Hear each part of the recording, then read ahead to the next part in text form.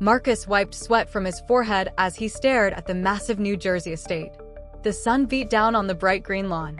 He was nervous. This was his first day working as the new gardener. "I can do this," he whispered, clutching his rusty shovel tight. The estate belonged to the Hargrove family, who were known for their beautiful gardens. Marcus had been hired to plant trees along the edge of the property. Mrs. Hargrove had said, "We want something grand. Big oak trees. Make it look like paradise." He had smiled, even though it was a lot of work. Marcus had grown up in Newark and didn't have much. His father used to garden when Marcus was little. He remembered planting flowers together near their tiny house. Working here made him feel close to his dad again. "This is my chance to prove myself," Marcus thought as he unpacked his tools. The estate was quiet, except for birds chirping in the trees. Marcus chose a spot near the back fence for the first oak. He dug into the soil, pushing hard. The ground was dry, and the shovel scraped against something. "Huh," he muttered. It wasn't a root. It was metal. Marcus kneeled down, brushed away dirt, and saw the corner of a box. It was old, rusty, and heavy. His heart began to pound. "What is this?" he whispered. He looked around. No one was watching. He dug faster, dirt flying everywhere. The metal box slowly appeared from the earth like treasure. Marcus cleared the dirt off the box. It was about 2 feet long, with a thick metal lid. The lock was broken from age. He hesitated. "Should I open it?" he whispered. A soft breeze rustled the leaves. He glanced at the house. Still no one around. His hands shook with excitement. Using the tip of his shovel, Marcus pried the lid open.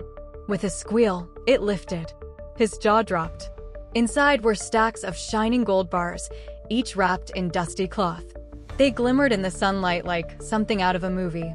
"No way, no way," Marcus breathed. His heart was racing. He picked up one bar. It was heavy, much heavier than he expected. "This has to be worth a lot," he muttered. He counted quickly. There were 50 bars in total, stacked in neat rows.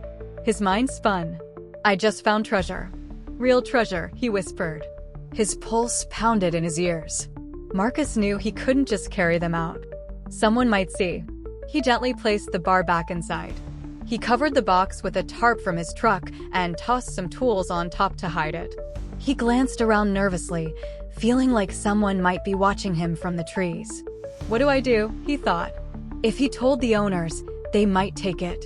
If he told the police, it could get complicated. A wild thought crossed his mind. What if I keep it? He shook his head. No, this feels dangerous. He had no idea how dangerous it really was. That evening, Marcus locked the gate and headed to his truck. A black car slowly pulled up on the empty road. The window rolled down. A man with slicked back hair and dark sunglasses leaned out. "You the gardener?" he asked in a deep voice. Marcus froze.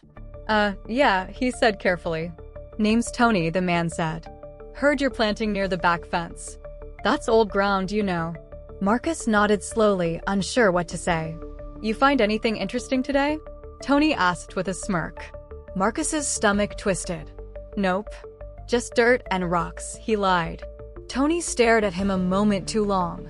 Finally, Tony smiled, but it didn't reach his eyes. "Good.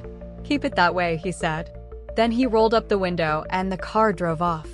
Marcus stood there in the fading light, his heart pounding. Who was that guy? How did he know where I was digging? He thought nervously. That night, Marcus couldn't sleep. His tiny apartment felt smaller than ever. He kept replaying the moment he saw the gold. And Tony's strange smile. He searched online for gold found in New Jersey estate, but nothing came up. Then he found something else, articles about a mob boss named Ricardo, the boot Boiardo. Boiardo had hidden millions in gold and cash around New Jersey in the 1950s. Some of it was never found. People still searched for it. Marcus stared at the screen, his mouth dry. No way, that box. He realized what he had stumbled upon was likely part of Boiardo's lost treasure. The next day, Marcus returned early. He checked the tarp nervously. The box was still there. No one had touched it. "I could take one bar," he whispered. Just one. No one would know.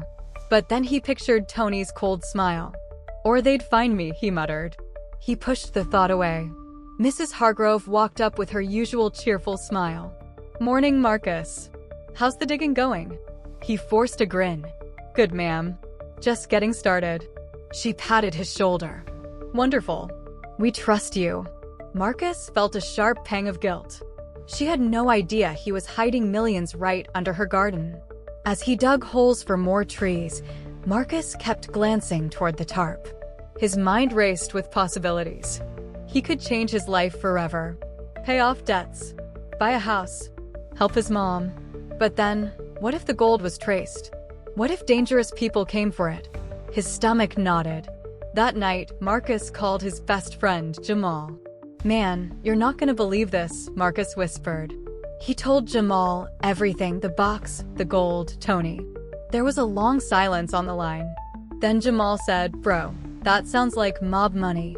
Be careful. Those people don't play around." "I know," Marcus said, rubbing his forehead. "But what do I do? I can't just leave it." Jamal sighed. "If it were me, I'd call the cops. But if you keep it, you gotta be smart. Real smart." Marcus stared out the window at the dark street. "Smart," he repeated. "Or dead." On the third night, Marcus drove back to the estate to check on the box. He had a bad feeling all day. As he pulled up, he noticed the gate lock was broken. His heart dropped. He jumped out of the truck and ran toward the backyard, flashlight shaking in his hand. The tarp was gone. Dirt was scattered everywhere. The hole was open. Marcus's chest tightened. "No, no, no, no," he whispered. The box was still there, but the lid had been moved. Someone had tried to get in. "They didn't find it," Marcus breathed, looking around the dark garden nervously. A rustling sound came from the bushes. "Who's there?" Marcus shouted. A tall shadow ran toward the trees. Without thinking, Marcus chased after it. He saw the figure leap over the fence and vanish into the night. Marcus stopped, gasping. "Someone knows," he said aloud. "They're coming for it." The next morning, police cars were at the gate. Mrs. Hargrove was furious. "Marcus, someone broke in last night. Did you see anything?" He swallowed. Yeah, I saw someone running, but I didn't get a good look." An officer took notes. Marcus kept quiet about the gold. He wasn't ready to tell. As the officers left, Marcus saw Tony's black car parked down the street. Tony leaned against it, watching him with a grin. Marcus's stomach churned. This was getting dangerous fast. He realized he couldn't keep this a secret forever. Something big was coming. He could feel it in his bones. Marcus decided to move the gold. That night, he drove back with Jamal. "Are you sure about this?" Jamal asked. "Nope," Marcus said, "but it's safer than leaving it here." They grabbed gloves, ropes, and a dolly. They worked quietly, lifting the heavy box out of the hole. Sweat poured down their faces. "This thing weighs a ton," Jamal groaned. "Imagine how much it's worth," Marcus whispered. They loaded it into the back of Marcus's truck under some bags of soil. Marcus's hands were shaking as he tied the tarp. "If anyone sees us," Jamal started.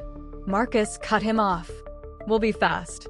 As they drove off, headlights appeared in the rearview mirror. "A black car." "Tony," Marcus whispered. The car followed them through the quiet streets. "Don't panic," Jamal said. Marcus turned down a side road. The car followed. His heart hammered. He turned again, then another time. Finally, the car kept straight and disappeared. "I think we lost him," Jamal said, breathing hard. They pulled into Jamal's uncle's old warehouse by the river. It was dusty and empty. They carried the box inside and hid it under a stack of wooden crates. "No one comes here," Jamal said. Marcus nodded. "Good. For now, it stays here." As they closed the door, Marcus felt a mix of excitement and fear. "We actually did it," he said. Jamal laughed nervously. "Yeah, but now what?" Marcus stared at the box. "Now we figure out how to survive this," he said softly. Outside, unseen by them, a figure watched from across the street. Over the next few days, strange things started happening. Marcus noticed the same black car parked near his apartment. His phone rang late at night, but no one spoke on the other end. At work, Tony kept showing up, smiling in that cold way. "Found anything yet?" He asked again and again. Marcus tried to act normal, but he felt like he was walking through a storm. Jamal suggested selling one bar quietly. "We could go to Philly, find someone who doesn't ask questions," Jamal said. Marcus shook his head. "One wrong move and they'll trace us. We need a real plan." That evening, Marcus found a note on his truck windshield. It said, "We know what you found. You have 1 week. Don't be stupid." There was no signature. His hands trembled as he crumpled the paper. He knew this wasn't just Tony anymore. Bigger people were involved. Marcus considered going to the police, but feared they'd seize the gold and investigate him. "I can't lose everything," he muttered. But he also didn't want to end up in a river. Jamal said, "We need to make them think it's gone." Marcus's eyes widened. "Or make them walk into a trap." Marcus started sketching a plan on a piece of paper. He pointed to the estate. "We'll put a fake box back here. When they come for it, the cops will be waiting." Jamal raised his eyebrows. "You serious?" Marcus nodded. "It's the only way to end this without dying." Marcus spent 3 nights preparing. He built a fake box out of wood and painted it to look rusty. Inside, he filled it with scrap metal and bricks to make it heavy. They buried it in the same hole and covered it with dirt. It looked exactly like the original box. Jamal called an old friend who worked with local police. They explained everything except where the real gold was. The police agreed to watch the estate one night, hiding in unmarked cars nearby. "If someone shows up, we'll catch them red-handed," the officer said. Marcus felt a spark of hope. The night of the trap, Marcus sat in his truck with Jamal. They watched the estate through binoculars. The wind was cool and quiet. Midnight passed. Then, headlights appeared. A van stopped near the back fence. 3 men climbed out, dressed in black. One of them was Tony. The men dug fast, whispering to each other. "They're taking the bait," Jamal whispered. As soon as they lifted the fake box, flashlights and shouts filled the air. "Police! Freeze!" Officers swarmed in from every direction. Tony and the men tried to run, but were tackled to the ground within seconds. Marcus exhaled shakily. "It worked," he whispered. Jamal patted his shoulder. "Man, you're crazy, but brilliant."